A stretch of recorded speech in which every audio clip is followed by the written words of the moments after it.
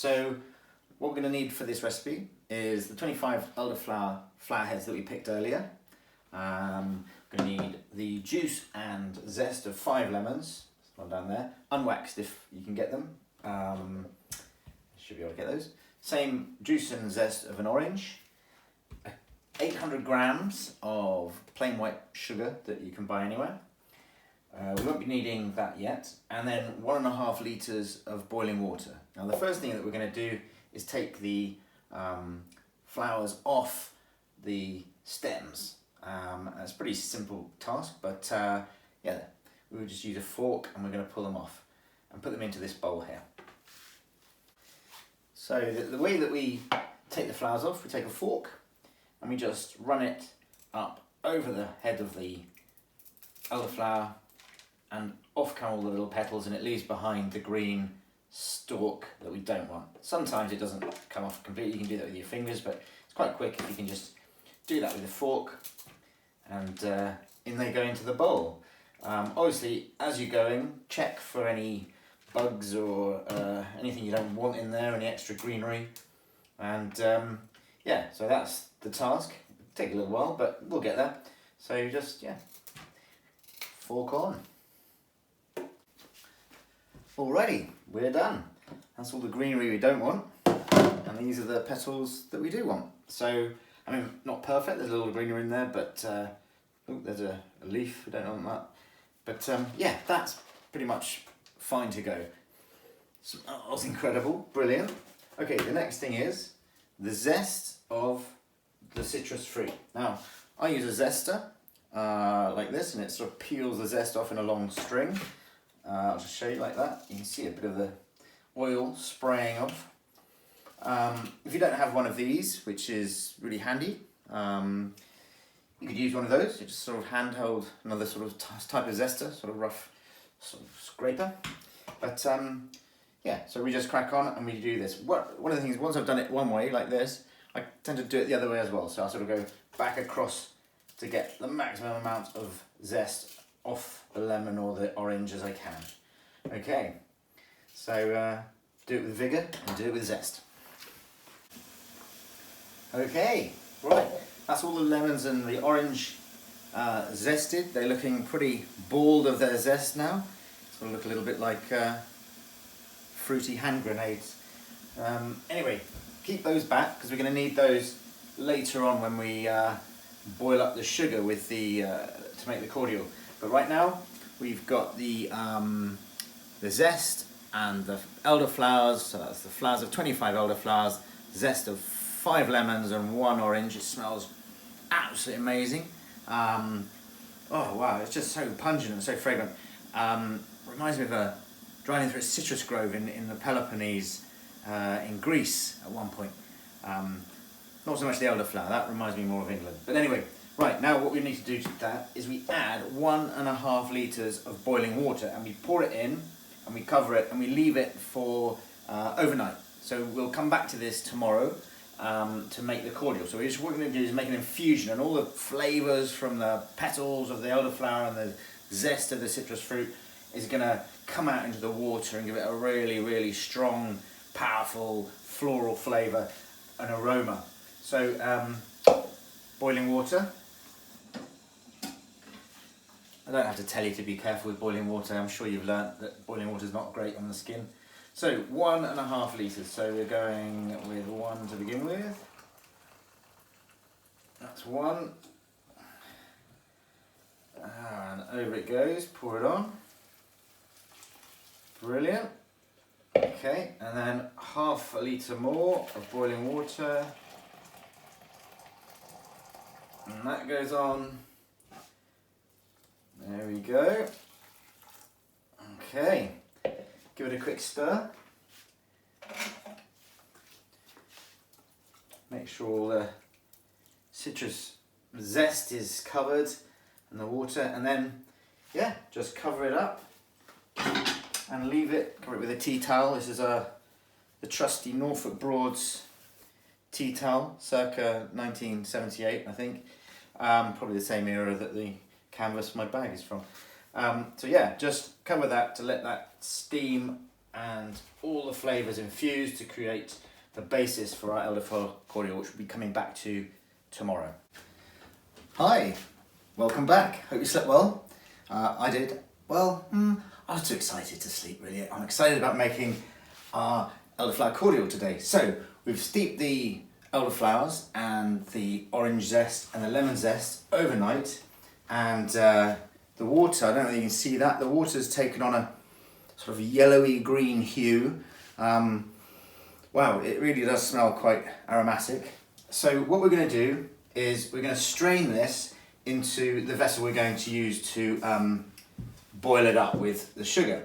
Now you can use a jelly bag or all sorts of stuff. You don't need that. I'm actually just going to use the faithful tea towel, the Norfolk Broads tea towel. And I'll show you how I do it. Obviously clean is good. Don't use an old one. So this is clean. It's just been covering the steeping solution overnight. So we just cover the vessel. Oh, and if it is clean, like not with loads of fabric softener smelling of pomegranates and jasmine and stuff. Well, I don't know, maybe that would add to it. But you know, non sort of floral smelling cleaner. Okay, so you put it over the top like that, and with this array of colourful, well, mostly pink, one blue, good to stand out, clips, just clip around the edge to form a little well in the middle, mostly of the boards actually. There's Potter Hyam, yeah, know that well. Okay, and then we start pouring this in. Now be careful because this might not go down very quickly, so you don't want to just tip it all in at once. So let's just make that well a bit bigger just in case. There we go, that's good. Okay, right, ready to go. And just tip those that way so I can get in. And in we go, here we go. It's pouring in. Tide's rising around Yarmouth. Beccles is now flooded. We're getting up to Bungay. Norwich is being threatened. But no, I think Norwich is going to be saved. There's no flooding in Norwich yet. And in it goes. And this is just to keep all the bits and bobs, the petals, the zest, anything that you kind of didn't pick out before, out of your finished product. And there's also a lot of pollen. You can sort of see, or I can see, sort of cloudy pollen at the bottom there. And yeah, give it a little press down, no harm in that. Get the rest of that juice out, lovely. There we go, all done. So that is pretty much that. Let's just put that over there. Okay, so let's unclip this. And we can then take this off. Oops, drop the lemon there. You'll notice I'm wearing an apron today. And that is because we're going to be boiling stuff up, and it's just saves me. I'm a terrible magnet for all splashes and stains. So yeah, and it also protects you a little bit. I am wearing shorts, I'm not naked under there. From, you know, when you put sugar into a liquid and start boiling it gets pretty hot. So yeah, that's it. Right, so we've done that. I've actually got the juice out of all the oranges and lemons that we zested yesterday. So that's all done, apart from one, and I'll just show you quickly how to do that. This is the juice here. I'll do it into here, just in case any pips come out, and I can just strain them out. This is my juicing vessel, juicing tool. It's pretty simple. Anyway, you just push it into the centre of the lemon or orange and twist it around, and it really does get a lot more juice out than just squeezing it by hand. So that's great. And that is pretty much everything. No pips came out of that, so that was alright. That was a good choice with that lemon. Pop that there, put it over there, and then that goes into our elderflower infusion. So that's all the juice of 5 lemons and 1 orange in there. Okay, put that in the sink. And then we've got 800 grams, I've measured it out. I'm sure you can measure things, not that difficult, of sugar. It seems an awful lot, and you look at the liquid, you look at the sugar, and you think, crikey. But this is going to make a very sweet cordial, and you do dilute that cordial 10 to 1. So, you know, we're not going to be drinking this neat, obviously. It's going to be a diluted cordial. And the sugar actually helps preserve the liquid. The sugar content keeps bacteria from forming and so on. So it actually does serve a purpose. The less sugar you put in, the more likely it can sort of get yeast or bacteria in there and start to go off. So there we go, that goes in. And what we do is we bring that on the hob here up to a simmer, just a gentle simmer for a couple of minutes. You don't want to boil it and you'll lose some flavours if you keep boiling it, so you just to simmer. And basically what we're doing, by doing that, we're dissolving, there's my trusty spoon, this one will do, I don't know where that came from, South America maybe. Yeah, we're basically sterilising that liquid in there and dissolving all the sugar so that it becomes a totally liquid. You can hear this sugar sort of grating on the bottom of the pan, that still means it's crystallised. So once that's gone and it comes up to temperature and starts to simmer, then we know that we're ready to bottle it. At this point, when we're boiling things, we're not too worried about cleanliness, because once it's boiling, it's going to be sterile, so that's fine. But once it's come off the heat, then we've got to be really careful, and everything that we use has to be very, very, very carefully sterilised so that no bacteria, no bugs and harmful yeasts get in there and start to make it go off. So what I've got here is my pre-sterilised bottles. There's that one with a swing top on it. This is an old cordial bottle itself actually, and it's got I've just put an old cork in there, all sterilised I use sterilising cleaner. You get it from a homebrew shop, or you get them online. If you've got a local homebrew shop, support them and buy it from them.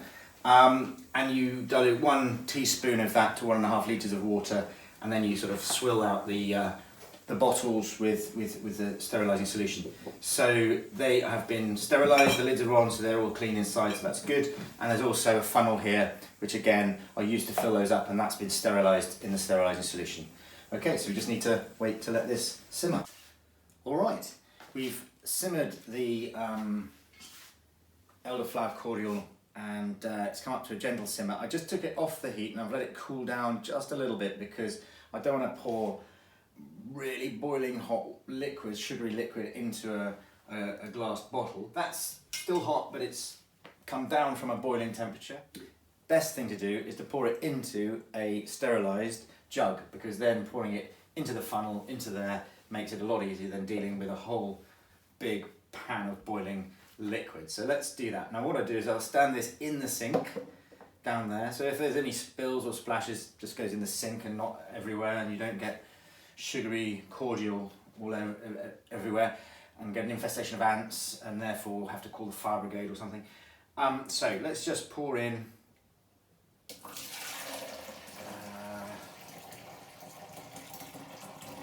enough, I think, to fill this bottle. So let's just put that out of the way, keep that safe and sound. Now we swap places, and we take the cork out of this. We'll do that with one hand. Should be, been experienced. There we go. Leave that there. Funnel in, and we top it up. Look at the colour there. It's kind of well, not like a commercial elderflower cordial, shall we say. Much more colourful, much more rustic. So in we go. Filling up the bottle. I think there should be enough just to top this up to the top. Carefully does it, don't want it to spill over.